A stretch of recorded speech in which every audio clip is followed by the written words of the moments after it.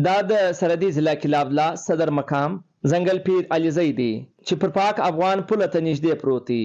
په روان کال کې په بلوچستان کې د پولیو کیسز کې دا علاقه د ټولو زیاته متاثره شوې ده. په بلوچستان کې په 12 کیسو کې 15 کیسه د دې علاقې سره رپورټ شوي دي.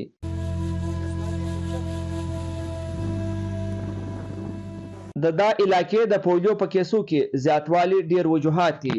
دا ځوان محمد اکرم دی چې د وراره 2 کلن صابر د پولیو د مرګ شکار شوی دی. محمد اکرم سنو خبر پښتونخوا ته وویل چې دی په کور کې نور کشنیان ته پولیو ساسکې ورکولې، خو صابر به د پولیو د ټیمان څخه پټاوي او ساسکې نه ورکولې. دی به کور پولیو والا به راکړل، نور کشنیان ته به ورکوله، دی به موږ ځم پټاوي.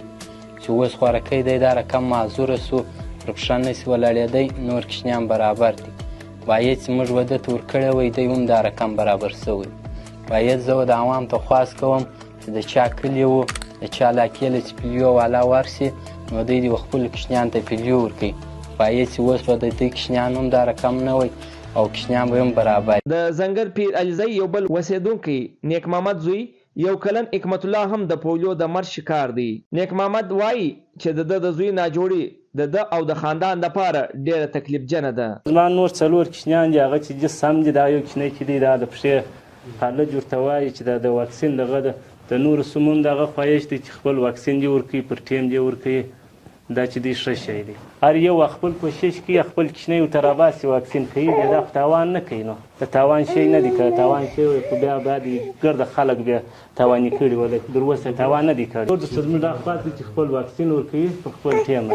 ایډیشنل ډیپټي کمشنر کلا عبدالله نثار لانګو سنو خبر پښتونخوا ته وویل چې دی پر امید دی چې د پولیو خاتمه به وکړي. हम बिल्कुल पर उम्मीद हैं कि इंशाल्लाह इस वायरस का ख़ात्मा किला अब्दुल्ला से हम जल्द अज जल्द कर सकेंगे.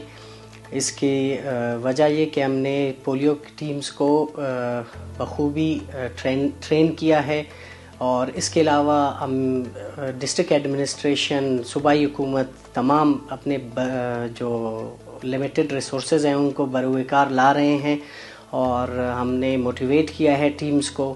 वो ऐसा इन्वायरमेंट हमने उनको प्रोवाइड किया है कि वो आसानी जा सकें, घर घर जाएं और बच्चों को पोलियो के कतरे पिलाएं.